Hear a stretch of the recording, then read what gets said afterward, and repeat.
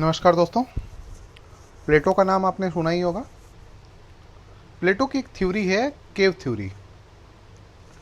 केव theory में प्लेटो बताते हैं कि चार व्यक्ति, थोड़ा मॉडिफाई कर रहा हूँ, जानबूझ के थोड़ा मॉडिफाई कर रहा हूँ तब ताकि आपको आसानी से समझ में आए, आसान भाषा में। कई लोग हैं जो थियोरेटिकल समझाते हैं, मतलब बहुत हाई लेवल पे समझाते हैं। वो आप इसलिए नहीं समझ पाते हैं कि मैं समझता हूँ कि हिंदी मीडियम का अभ्यर्थी जो होता है उसका बैकग्राउंड बहुत ही नॉमिनल होता है, बहुत ही मतलब बहुत ही कमज़ोर होता है। इसका कारण वो नहीं है कि वो विद्यार्थी कमज़ोर है। इसका कारण ये है कि जो शिक्षा व्यवस्था है हमारी भारत की, है ना, वो शिक्षा व्यवस्था उस लेवल पे नहीं है कि आपके विद्यार्थियों को या अभ्यर्थी को ग्रेजुएशन करते करते उस लेवल पे समझने लायक या सोचने लायक बना सके। तो मैं बेसिक से चीज़ें बताता हूँ, कुछ चीज़ें ऐसी बताता हूँ कि आसानी से समझ में आ जाए। एक छोटा बच्चा भी हो हमारे सामने, छठी क्लास का बच्चा हो, तो वो आसानी से समझ ले। इसके कारण से मैं हर बात को नॉर्मल करके बताता हूँ। चाहे द हिंदू का विश्लेषण हो या कोई भी सब्जेक्ट मैटर हो, आप कभी भी मेरे वीडियोस देखेंगे तो उसमें एकदम से आम बोलचाल की भाषा में मैं समझाता हूँ, ताकि आप उस कॉन्सेप्ट को मगअप कर लो, पूरे दिमाग में भर लो, बहुत अच्छे से समझ लो कि ये कॉन्सेप्ट है। क्लियर, बिल्कुल क्लियर, कि कोई भी डाउट ना हो उसमें, है ना। अधिक कोई डाउट रहता है मेरे समझाने में तो आप मुझसे पूछ सकते हैं। तो बात करते हैं प्लेटो की केव थ्योरी की। गुफा सिद्धांत बोलते हैं इसको। तो उसमें एक है कि जो चार लोग बंधे हुए हैं, चार लोग बंधे हुए हैं और उनका जो चेहरा है वो दीवार की तरफ है। वो अपने गर्दन को भी घुमा नहीं सकते या एक दूसरे को देख नहीं सकते हैं, वो सिर्फ सामने देखते हैं। और उनके पीछे थोड़ी दूर पे आग जल रही है और कई लोग उस आग और उस बंधे हुए व्यक्ति के बीच में आ जा रहे हैं। तो सामने परछाई दिखती है, जो सामने परछाई दिखती है वो आते जाते हैं, आवाज़ सुनते हैं और सामने परछाई दिखती है। तो परछाई दिखती है, जब आप बचपन से यही देख रहे हो तो आपको क्या लगेगा कि परछाई ही असली है ना। ऐसे ही लाइट आती है, ये वो सो जो समझ लेते हैं कि ये चीज़ें चल रही हैं जीवन में। उसके बाद क्या होता है कि उस गुफा में से जो चार लोग बंधे हुए हैं उनमें से एक को खोल दिया जाता है। ठीक है, जब उसे खोला जाता है तो वो पीछे मुड़ के देखता है। जब पीछे मुड़ के देखता है तो देखता है आग जल रही है और मेरे जैसे बहुत सारे लोग हैं, और है ना, बहुत सारे लोग हैं, क्योंकि बहुत सारे लोग गुफा में काम कर रहे थे। मैं थोड़ा मॉडिफाई कर रहा हूँ कि बहुत सारे लोग गुफा में काम कर रहे होते हैं, वहाँ पे जेल की बात की जाती है, लेकिन मैं आपको समझाने के लिए मैं कहता हूँ कि बहुत सारे लोग काम कर रहे होते हैं। तो उनको देखता है और देख के समझता है कि मेरे जैसे बहुत सारे लोग हैं, क्योंकि उसने अपने जैसा तो किसी को देखा ही नहीं था अभी तक। अब क्या किया जाता है, उस व्यक्ति को धीरे धीरे गुफा से बाहर लाया जाता है। तो आपने महसूस किया होगा कि जब हम सुबह एकदम से अचानक से लाइट आती है तो हमारी आंखें चौंधिया जाती है ना, चौंधिया जाती है। तो उसे धीरे धीरे धीरे धीरे गुफा से बाहर लाया जाता है। तो गुफा से बाहर आने के पहले देखता है कि बहुत तेज़ लाइट है वहाँ पे। यहाँ जो दिख रहा था वो तो लाइट ही नहीं थी। जो गुफा से दूर से ही दिखता है कि गुफा के बाहर बहुत लाइट दिख रही है। और धीरे धीरे जब वो गुफा के बाहर आता है तो देखता है, वाह, ये क्या है, ये तो पूरी दुनिया ही पलट गई, है ना। इतना प्रकाश है, इसकी तो मैंने कल्पना भी नहीं करी थी। इतना प्रकाश है दुनिया में, उसके बाद इतनी चीज़ें हैं दुनिया में, है ना। सब कुछ दिखा उखा के उसको फिर से लाके उसी जगह पे बांध दिया जाता है जहाँ से उसे खोला गया था। तो जब उससे बांध दिया जाता है तो वह अपने तीन साथियों जो पहले से बंधे हुए हैं उनसे कहता है कि भाई, ये जो तुम देख रहे हो सामने, ये वास्तविक नहीं है, ये तुम्हारी कल्पना है, ये वास्तविकता है ही नहीं, और वास्तविकता कुछ और है जिससे तुम भटक रहे हो ना। तो वो तीनों क्या कहेंगे, तीनों ये कहते हैं कि इसे जब से खोला गया है तब से ये पागल हो गया है, तब से ये बहकी बहकी बातें करता है। जब से इसे यहाँ से खोला गया है तब से ये पागल हो गया है और तब से बहकी बहकी बातें कहता है। और प्लेटो खुद को कहता है कि मैं वही व्यक्ति हूँ। मैंने जो देखा है या मैंने जो संसार देखा है उसकी तुम कल्पना भी नहीं कर सकते हो। खैर ये मतलब दार्शनिक बातें हैं। दर्शन शास्त्र पढ़ने में आपको मज़ा आएगा, कभी पढ़िएगा ज़रूर, क्योंकि आप दर्शन शास्त्र पढ़ेंगे तो आपको इस परीक्षा के लिए बहुत सारे पहलू से अवगत होने का मौका मिलेगा और बहुत सारी चीज़ें जानेंगे। तो इस प्रकार से अभी वैज्ञानिक भी सिद्ध कर चुके हैं कि जो हम देखते हैं वो मात्र 4% है, बाकी डार्क मैटर है और बहुत सारी चीज़ें हैं। तो खैर इस पे तो बहस होती रहेगी। बताएंगे ज़रूर कि कैसा लगा ये कैव थ्योरी। तो उसके बाद हम चलते हैं कि आज 25 अगस्त है और आज न्यूज़ क्या है ना। आज की न्यूज़ क्या है तो इस पे चलते हैं हम लोग। आज जो है दिल्ली सून gate highest number of abuses, है ना। ये बात है कि यहाँ पे कहाँ कहा गया है, सॉरी आज का ही मैं देख रहा हूँ ना। हाँ, Delhi soon highest number of abuses, ठीक है, ये शायद कहीं पे छूट गया है, सॉरी पेज नंबर से है। ठीक है, Delhi soon highest number of e buses, यहाँ पे एक्चुअल में लिखा गया था abuses e buses. E buses electric buses की बात की जा रही है ना। अब आपने देखा होगा कि हम 2030 तक कोशिश कर रहे हैं कि जो हमारे कार हैं, कार मार्केट में 75%, 50 to 75% तक जो कार मार्केट में उत्पादित कारें हैं वो ई हो, इलेक्ट्रिक हो, है ना, 2030 तक। तो इस तरीके से यदि हम क्लस्टर बसों में या बस जब जोड़ रहे हैं, ई बसें जोड़ रहे हैं, तो इससे क्या होगा कि जाहिर सी बात है कि महानगर में पॉल्यूशन में कमी करने में कामयाबी मिलेगी, है ना। इसी के लिए किया गया है। ऐसा अन्य शहरों में भी किया जा सकता है जहाँ पॉल्यूशन का खतरा बहुत ज़्यादा है ना। इसके बाद है researcher want Odisha's Angul to plant transition of green energy.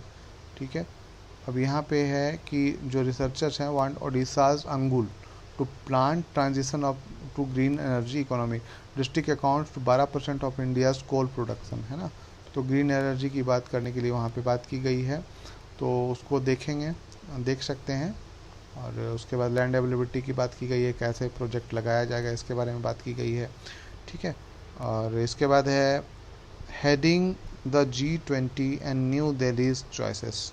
ठीक है, आपने देखा होगा कि अब जो है G20 की बैठक होने वाली भारत में, और भारत की क्या चुनाव है इसी के बारे में पूरी बात इसी पे की गई है। G20 की जो मीटिंग होगी और उसी पे हम क्या चीज़ें कर सकते हैं और या किन बारे में बात कर सकते हैं, किन चीज़ों के लिए हम मुद्दे उठा सकते हैं, इसी के बारे में ये बात कर सकते हैं। अब जैसे इस पर पाकिस्तान ने भी मुद्दा उठाया था कि देखो भारत G20 की अगवानी कर रहा है या उसकी अध्यक्षता कर रहा है, तो भारत कितने आगे हो गया है और भारत के पास क्या प्रमोट करने के लिए या क्या नेशनल इंटरेस्ट के लिए किस तरीके से मॉडिफाई करने के लिए। जाहिर सी बात है जब भी कोई देश होस्ट करता है तो उसके पास कई पक्ष होते हैं और कई पक्षों को अपने हिसाब से वो तय कर लेता है। उसके पास टाइम देने का कई तरीका होता है या टाइम बहुत अपने हिसाब से वो रख पाता है, तो काफ़ी टाइम मिलता है अपनी बातों को कहने के लिए। तो इसी पे बात की गई है। इसके बाद है making out A case for the other UBI in India, है ना। यूनिवर्सल बेसिक इनकम की बात की जा रही है।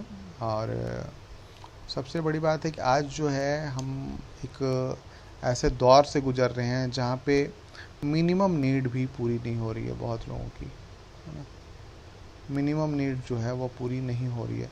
अब मिनिमम नीड के लिए जैसे क्या होता है कि अनाज मान लो मिल जाता है, ठीक है, शिक्षा फ्री है, ठीक है, और बहुत सारी चीज़ें फ्री है, लेकिन बहुत सारी चीज़ें ऐसी होती हैं जिनके लिए हमें एक नीड मतलब न्यूनतम पैसे की आवश्यकता होती है ना। तो इसके कारण से ये यूनिवर्सल बेसिक इनकम की बात की जा रही है। खैर देखते हैं क्या होता है, इसको पढ़ लीजिए। यूनिवर्सल बेसिक इनकम क्या है, क्या यह भारत में लागू किया जा सकता है, इसके बारे में थोड़ा सा देख लीजिए, है ना। उसके बाद है स्ट्रैंगलिंग ट्यूनीशियाज डेमोक्रेसी। आपने देखा होगा कि ट्यूनीशिया जो है वो कॉन्स्टिट्यूशनल ऑथोरिटेरियनिज्म पे जा चुका है ना। संवैधानिक सत्तावाद, संवैधानिक सत्तावाद उसे कहते हैं जैसे संविधान के द्वारा, मतलब एक तरीके से संविधान के द्वारा चुन के ऐसे व्यक्ति ने सत्ता पे कब्जा कर लिया जो अब हटने वाला नहीं हो, इसे ही संवैधानिक सत्तावाद कहते हैं। ऐसा व्यक्ति सामान्यतः क्या करता है कि अन्य संस्थाओं को कमज़ोर कर देता है और सारी ताकतें अपने में निहित कर लेता है। ठीक है, तो इसके बारे में दिया गया है। तो खैर एक संवैधानिक सत्तावाद क्या होता है इसके बारे में थोड़ा पढ़िए। उसके बाद है द कंपटीशन अमेंडमेंट बिल। जैसे प्रतिस्पर्धा विधेयक है। प्रतिस्पर्धा किसे कहते हैं, जैसे कोई भी कंपनी है, जैसे मान लीजिए एक मोबाइल बनाने वाली कंपनी है और ये मोबाइल बनाती है और यह एकमात्र कंपनी है, तो ये 10,000 का मोबाइल हो सकता है 50,000 में बेचे, जब ये एकमात्र रहेगी तो, है ना, मोनोपोली रहेगा तो। लेकिन यहीं पे ये कंपनी 5 है तो ये 10,000 का 12,000 में बेचेगी, या मान लो ये 15,000 में बेच रही है, दूसरी कंपनी आई बोली 10,000 में 14,500 में दे रहे हैं, तीसरी कंपनी आई बोली ना ये मान के चलो कि हम 14 में दे देंगे। तो इस तरीके से कंपटीशन में क्या होता है कि एक स्वस्थ प्रतिस्पर्धा होती है और इससे ग्राहकों को फ़ायदा होता है, साथ ही साथ बाज़ार भी नियंत्रित रहता है ना। किसी के इशारे पे बाज़ार चल नहीं सकता। जब मोनोपोली होती है तो एक ही व्यक्ति के इशारे पर या एक ही कंपनी के इशारे पर पूरा बाज़ार निर्भर हो जाता है। तो उसी को रोकने के लिए एक बिल लाया गया है। ठीक है, उसके बाद है टोमेटो फ्लू आउटब्रेक। ठीक है, टोमेटो फ्लू जो है, टोमेटो से कोई संबंध नहीं है इसका, ये ध्यान रखिएगा। आप लोगों को लगता होगा कि टोमेटो से या जोमेटो से कोई संबंध है, कोई संबंध नहीं है टोमेटो से। चूँकि ये जब होता है तो ऐसे लाल लाल निकल आते हैं और ये जब बढ़ते हैं तो ये मतलब छोटे छोटे टमाटर जैसे दिखने लगते हैं लाल लाल। इसके कारण से इसे टोमेटो फ्लू नाम दिया गया, जो कि मतलब उचित नहीं है ना। इसके बाद जो है regional language importance in early learning.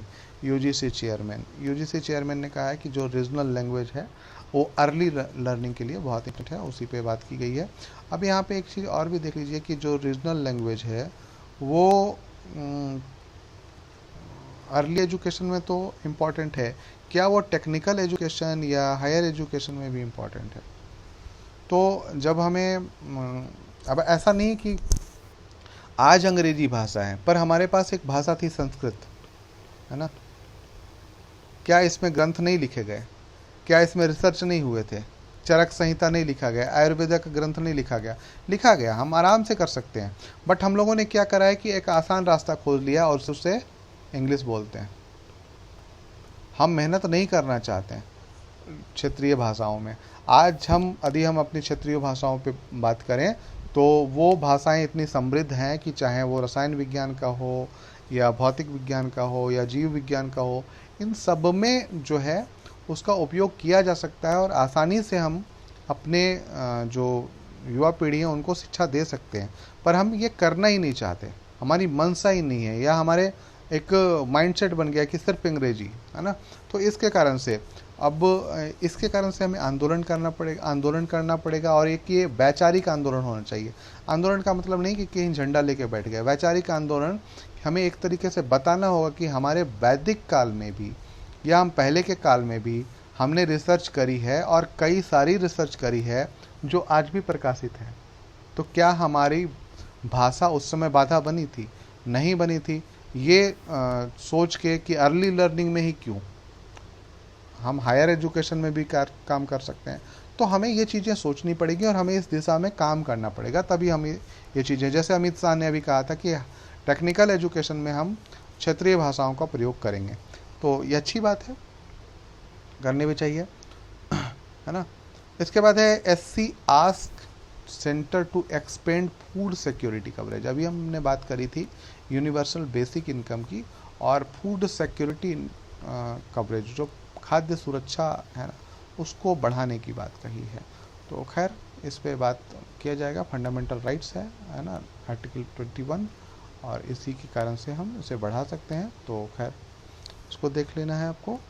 उसके बाद है wind project addition to peak by 2024, है ना। विंड प्रोजेक्ट जो है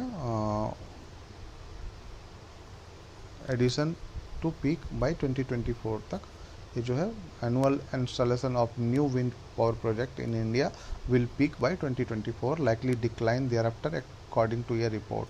मतलब पीक में पहुंच जाएगा 2024 तक, उसके बाद धीरे धीरे उसमें हो सकता है कमी होने शुरू हो। खैर ठीक है, और इस पर देखेंगे तो आप ऊर्जा के नवीकरणीय स्रोत या गैर नवीकरणीय दोनों स्रोतों को देख लें।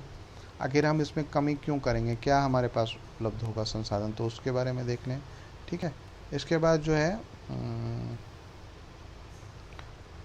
GST kitty for top state could rise 20% in financial year 23, says CRISIL. GST kitty for top state could rise 20%। तो जीएसटी का जो वो है मतलब कलेक्शन है वो 20% तक बढ़ जाएगा टॉप स्टेट्स में, इसके बारे में बात की गई है।